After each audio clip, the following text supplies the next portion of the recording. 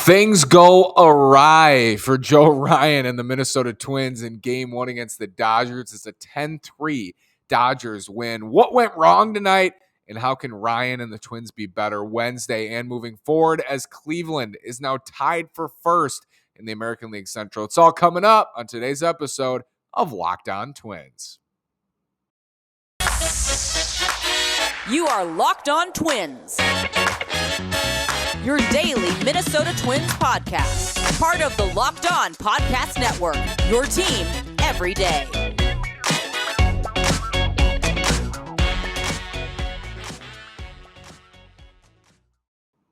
And welcome to the Locked On Minnesota Twins podcast. Today is Tuesday, August 9th, and I'm your gracious host, Nash Walker. Thanks for making Locked On Twins your first listen every day. We're free and available wherever you get your podcasts on the Locked On Podcast Network, where it's your team every single day. This is Nash Walker. I've been hosting this podcast for 3 seasons on a daily basis. Been writing about the Twins at Twins Daily for 4 seasons.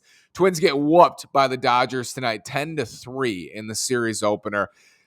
This series, this little 2-game set, the 2 games look very much different to me because of the pitching matchups, but there's more to it than that. And I'm going to discuss that today. I'm also going to tell you what went wrong for Joe Ryan in this start and if it's fixable for the future. Joe Ryan tonight didn't have a feel for his changeup. What we knew about Joe Ryan, the Twins traded for Joe Ryan last year for Nelson Cruz, of course, and I still think that was a very good trade for the Twins, and it looks to be a potentially like rotation-altering trade just because a mid-rotation starter is really valuable. I've been down on Joe as a frontline starter since the Twins traded for him. I mean, I've called him a mid-rotation starter many times. At times, he's looked like a frontline starter. Like for periods of time, he's looked like a frontline starter. And other times, he looks like a back-of-the-rotation starter. So I think he's a mid-rotation starter. And the reason I felt that when they traded for him and why I feel that way now is because, yes, I know the fastball plays up at 91, 92. But when you cut everything away, you cut away the velocity, when you cut away everything else about the fastball, it's still 91, 92 against major league hitters and the Los Angeles Dodgers. It maybe fools Justin Turner or Trey Turner or Mookie Betts a couple times in their first at bat. They're like, whoa, that fastball got on me a couple times. But after that, it's over. They're going to get on that fastball. If you keep throwing it over and over and over, they're going to get on the fastball. This ain't the Detroit Tigers. Maybe you can get away with it with the Tigers throwing that thing 60, 70% of the time. You can't do that against the Dodgers. They're too good. And we've seen that with Joe against good lineups. He throws his fastball too much and it gets destroyed because good lineups can hit that fastball, even if it does have carry. And it does. Like it has good characteristics. It has good ride. His arm slot plays into it. It plays up at 91, 92, but it's 91, 92. When everything else is taken away, it's 91, 92. Now, does that mean I think Joe Ryan's career is doomed because his fastball isn't good enough? No, the difference for him and the reason I felt more pessimistic than others when the Twins got him at the deadline in 2021 is because his off-speed stuff, he doesn't have a good enough feel on a start-to-start basis with his off-speed stuff. Sometimes he doesn't have a good feel for his slider. Other times he doesn't have a feel for his changeup, especially his changeup, I feel like. Tonight, that was the problem tonight. In this pretty left-handed lineup, you got Freeman and Bellinger and Muncy and Lux and Gallo, and the bottom of the lineup whooped up on Joe Ryan. Those lefties at the bottom and Lux, Bellinger, and Gallo, they got to him early. It wasn't Mookie. It wasn't, Freddie had good nights, but it wasn't really them. They didn't score 10 runs because of Mookie Betts and Freddie Freeman. They scored 10 runs because the whole lineup was doing well, and especially the bottom part early on. The reason the lefties got to him is because his changeup, he couldn't spot it. At a certain point, he threw it straight into the ground in front of the mound because he held onto it so long. Didn't have a feel for it. Couldn't locate the changeup. I think he threw 2 straight changeups to Bellinger to start a big-time at-bat, and where Belly doubled, and they scored 2 runs, I believe. But he started him with 2 changeups that weren't really close. Like, they were not competitive. So as a hitter, you're sitting in the box, And if he throws you 2 changeups, and you already know he might not have a good feel for his off-speed stuff because he throws a fastball 60% of the time. I'm sitting there in the box as a hitter, as a good hitter, and I'm thinking, okay, there's no chance he has to throw me a fastball. He has to. Now it's just about finding it, and I'm going to hit it hard somewhere. And that's what they did tonight. Like, especially the lefties. If Joe Ryan cannot feel for his changeup, if he can't locate it, if he can't locate his slider against righties, he's going to get crushed. And that's not true for every pitcher. If Garrett Cole, not fair to Joe Ryan, but if Garrett Cole can't spot up his slider very well on a night, he can be just fine because he throws 98 to 100. He can beat you flat out with his fastball. He can throw his fastball right by you over and over and over. And over time, Cole will need to get his slider back to be the pitcher we know he can be. Ryan can't get away with that because he doesn't have enough fastball. If he threw a great slider, Shane Bieber, I think Shane Bieber is a great example of this. Bieber is 91-92 with the fastball. 91-92. He's been 91-92 all year. He's basically Joe Ryan with the fastball. You might argue Joe has better characteristics on his fastball than Shane Bieber. But why is Bieber viewed and why is he a much better pitcher than Ryan right now? Well, Ryan's a rookie, so he's still working through these things. And I think we have put a lot of pressure on him this year. The reason Bieber is so good with a fastball at 91-92, and he's not a Cy Young caliber guy, he was before, but still a frontline starter, is because he has such great command of his off-speed stuff. And when you can spot up your curveball, his knuckle curve, slider, wherever you want, the fastball gets on hitters super quickly. Kenta Maeda in 2020 in the shortened season, another great example of this. Fastball 90, 91, 92, but he had such good command of his slider and great command of his splitter that the fastball got on hitters, and it was a great pitch in 2020 because he spotted up his off-speed stuff. When Ryan doesn't spot up his off-speed stuff, he's bad. Like, good lineups will jump on him. They'll crush him. That's kind of scary because he doesn't have a history of having good off-speed stuff. That's why it's concerning. Also, his fastball command was spotty tonight. I mean, he didn't even have good fastball command. He made some pitches. I didn't think he was terrible. Like, I've seen him much worse than that in his very short major league career. He just didn't have a feel for his off-speed stuff. And when you don't have a feel for your off-speed stuff at Dodger Stadium, Joe Ryan's going to get crushed. Like, that's just what's going to happen. And that's what happened tonight. 5 reasons outside of Ryan why this night went the way it did. And let's break that down after this word from Built Bar. If you haven't tried Built Bar Puffs yet, you're depriving yourself of one of life's greatest joys. And guess what? There's a new flavor. Ready? Delicious, indulgent cookie dough covered in chocolate. That's right. Built has done it again. Let me introduce you to your new favorite. Cookie dough chunk puffs have a light and chewy texture. Real cookie dough chunks. And of course, they're covered in 100% real chocolate. What's great about Built is that all their bars are made with collagen protein, which your body absorbs more efficiently and provides tons of health benefits. Eat something that tastes good and is good for you. You're going to love the new cookie dough chunk puff. Whether you need a snack for your workout, a late night treat, or just need to grab a quick bite, Built is the perfect protein bar, and they taste better than a candy bar. Ditch the calories, fat, and sugar. Grab yourself a Built bar. Go to Built.com. Use promo code LOCKED15 and get 15% off your order. Use promo code LOCKED15 at Built.com. Why did tonight go the way it did, and why do I think Wednesday is hopefully better for the Twins? Number one, the Twins quietly this year have not been very good against left-handed pitching overall. They're missing Kyle Garlick, which hurts even more. On the season, the Twins have a 102 OPS plus. That's still above average. Average is 100. They're at 102 against left-handed pitching. That's tied for 14th best in baseball. So just dead league average against lefties.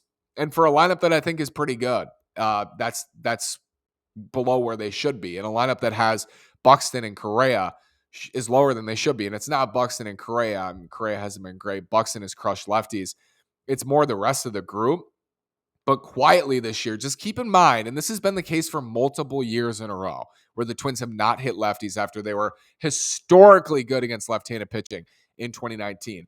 Now, since then, they haven't really hit left-handed pitching very well. And they're still above average. They're still above league average, essentially, against lefties, but just not the same as against righties. Against right-handed pitching, The Twins have a 111 OPS plus. That's 11% better than league average. That's top 6 in baseball, 6th against right-handed pitching. So you might notice that when you're watching. They're better against most right-handed starters than they are left-handed starters. And if you're weaker against lefties, if you're a league average offense against lefties, and that's with Kyle Garlick for a lot of those games, and then you're facing Julio Urías, you're going to be in trouble. Urías is one of the best left-handed pitchers in the game. I mean, they're incredible when Urías is pitching. They're 9-0 in his last 9 starts, now 10-0 in his last 10 starts. He's a absolute run preventer.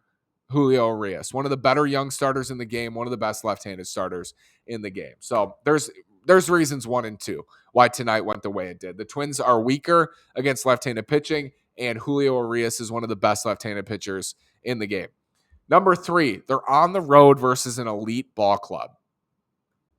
The Dodgers are minus 220 Tuesday night to beat the Twins. And much of that is Urías and Ryan being the rookie he is and the Twins' third best starter. But this is this Dodgers team to me, yes, the Yankees are good. The Mets are really good. Yes, the Astros are very good. This is the best team in baseball to me, the Dodgers. 1 through 9, their lineup can beat you anywhere. And that's true for those other clubs too, but not in the same realm for me. You got Cody Ballinger, who won MVP in 2019, what was he batting tonight? 8th? Like, I know he hasn't been the same since then, but it's still Cody Ballinger. You got Joey Gallo batting 9th in that lineup. I know he's not the same, but it's still Joey Gallo, who's been a monster. He was a monster for the Rangers. I just think this lineup's super deep. I think their pitching staff is really tough, especially when Kershaw's healthy. I think this is the best team in baseball, and the Twins are really, really far away from being the best team in baseball. And I'm not saying the Twins had no chance tonight, but this is one of those games that you look at and you're like, yeah, the Twins are probably going to get destroyed tonight. It would have been great if they were competitive. I mean, what's the difference? What's the difference? The difference is if they're competitive in that game and they use Duran and they use Lopez and they use the bullpen and they lose, it hurts just as much, if not more, than losing 10-3. So what do? You flush it and you move on to the next day. The goal in this series is to split. If they split, that would be great. This is the toughest series of the year for me, and it's a 2-game series, but it's in LA against the best team in baseball, and they're throwing Julio Urías at you in the first game. It's very, very difficult. It's the Dodgers. That's one of the main reasons. That's my 5th reason.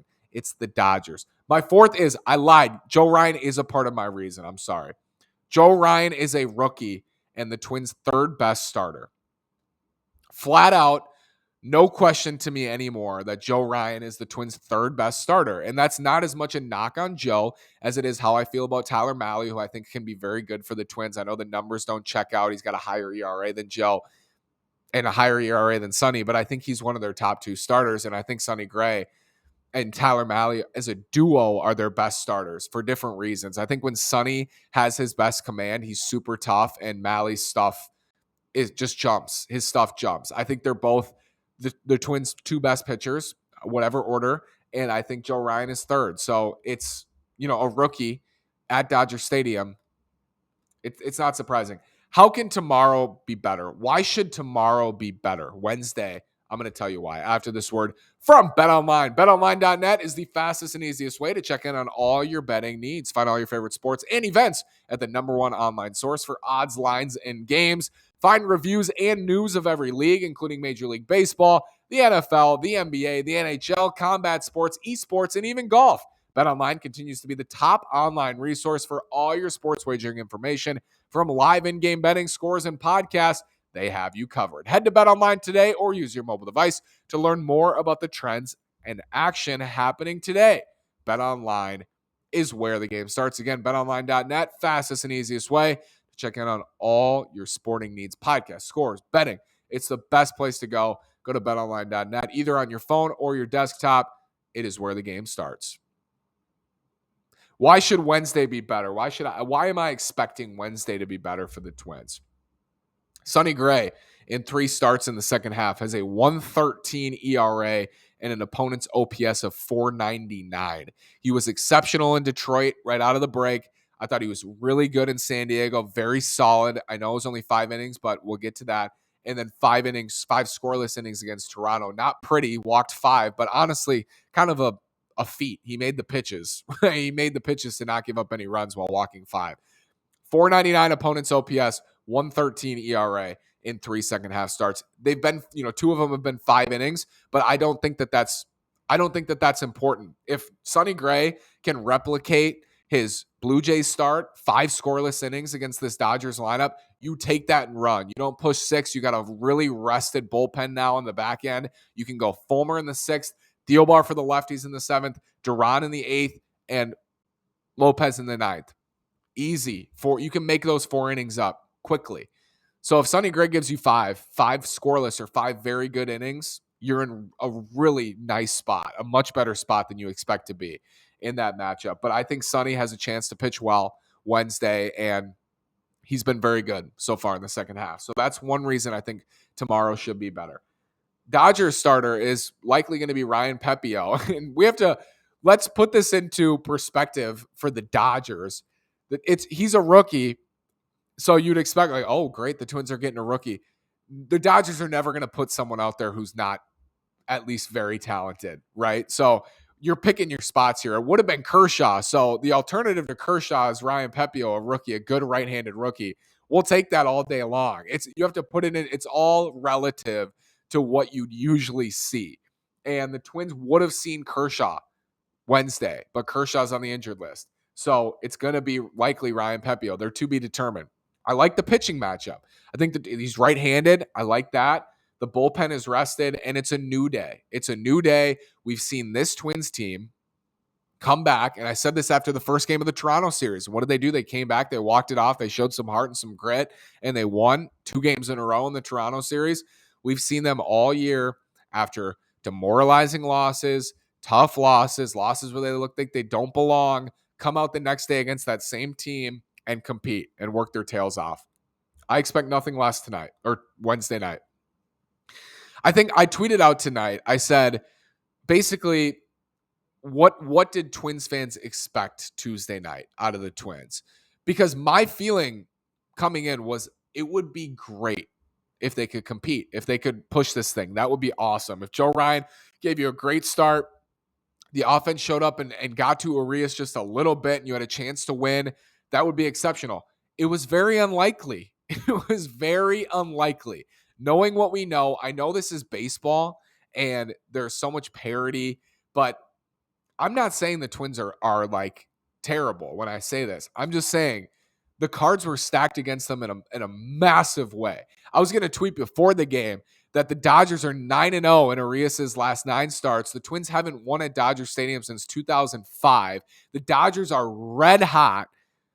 The cards are stacked against them Tuesday. I think the cards are stacked better for them Wednesday because of the starting pitchers, because it's game 2 of the series, and maybe you learn some things in game 1 and some at-bats. I'm looking for some silver linings from the game, but I do feel better. And I think looking at Wednesday, I don't have the same feeling as I did Tuesday going into the game. I expect much better from them Wednesday. And when I say things like that, like, what do you expect? I don't mean that to be me making excuses for the Twins. I'm not trying to make excuses for them as much as I'm saying this is reality. Like, reality is when the Twins are batting 3 lefties, Sandy León and 2 lefties, León's a switch hitter, in their bottom 4 against one of the best left-handed pitchers in the game, how do you think that's going to go? Like, that's just, sometimes they surprise us, and they'll surprise us and they'll go off in games we think they won't go off, and they do. And I'm not saying they're not capable of it or shouldn't do that more often. It's just, I have to be real. Like, I have to be real. I have to be logical. And when I looked at that matchup Tuesday night, I can't tell you I felt great. And that's not because I think Ryan is bad. I think Joe Ryan is a borderline playoff starter. But at Dodger Stadium against this lineup, can't tell you I felt good about that. I feel better about Sonny. I don't feel great about Sonny, but I feel better about Sonny because he's a vet. He's not a rookie. I mean, that's such a big factor with Joe Ryan. I think people forget all the time because there's so much on his shoulders. He's a rookie. He's a rookie. I think he's made less than 20 career starts. Might be right around 20 now. He made 5 last year. I think he's at 17 or 18 this year. Like, he's a rookie. He's super young. He's still learning how to pitch. That's a tough assignment. Sonny Gray is not. Sonny Gray's a veteran. He should give you a chance to win most times out. And I expect him to give the Twins a chance to win. He's been very good against left-handed hitters. He's been good against right-handed hitters. This is an alternating Dodgers lineup. I also think that's always a feature of a good lineup these days is when they alternate. You have a great right-handed hitter, a great left-handed hitter. You have a great right-handed hitter, a great left-handed hitter. I think it leaves you less susceptible to tougher platoon matchups, and the Dodgers have that. They have it all. They have it all. They have the best farm system in baseball. They have the highest payroll, or right up there. I think they are. They must be the highest, if not second. They have Mookie Betts. They have Freddie Freeman. They have, the list goes on. Will Smith, Trey Turner, stars galore in LA. That's how it's always going to be for them. Does that mean I think the Twins can't go in there and win a game? No, the Pirates swept the Dodgers earlier this year. The Twins should be more competitive Wednesday. Is it an excuse to say I didn't expect them to be competitive Tuesday? Perhaps, but I did not. I did not expect them to be competitive Tuesday. I'll leave you with this. It's sad. With the Twins' loss and the Guardians' win, they are tied for first place in the American League Central. For the first time since April 23rd, I'm going to go to bed tonight, Tuesday night, August 9th, 108 days ago, the Twins went to bed and they were not in a playoff spot. I went to bed and the Twins were not in a playoff spot in the American League. That was the last time that happened. When I go to bed tonight, if the season ended today, the Twins would not be in the postseason for the first time since April 23rd, which is sad. But I also think it is a wake-up call. This is a wake-up call. You're sitting pretty in first place all year in a terrible division. They're going to have to earn this. They're going to have to go out and win games. You can't just play 500 for the rest of the year. And maybe that gets you the division still, but I don't like their chances in that. The Guardians are playing tough. The White Sox, I don't know. Tim Anderson's out now, so they're tougher to predict. But the Twins are going to have to earn this, and they're going to have to be much better than they've been since basically mid-May. They're going to have to – now they have the weapons. I've said it before. Recently, they have the tools. They have the bullpen. I think they have enough in the rotation to go out there and win a bunch of ball games down the stretch, make the playoffs, make a little noise. That's all I want to see, and they're going to have to go earn it now. So right now, because of the tiebreakers, the Twins are not in a playoff spot. But maybe when you listen Wednesday night or Thursday morning, they'll be back. The Twins will be back. I'll be here after that game, after Game 2 of the Dodgers series Wednesday night. Thank you so much for making Locked On Twins your first listen today on the Locked On Podcast Network, where it's your team every day. And I'll make your second listen to the Locked On MLB Podcast. MLB expert Paul Francis Sullivan brings humor, passion, and unique perspective on every team and the biggest stories around the league. Follow the #1 daily league-wide podcast, Locked On MLB, on the Odyssey app, YouTube, and wherever you get your podcasts. Thanks so much for listening to Locked On Twins on the Locked On Podcast Network, where it's your team every day. Go Twins!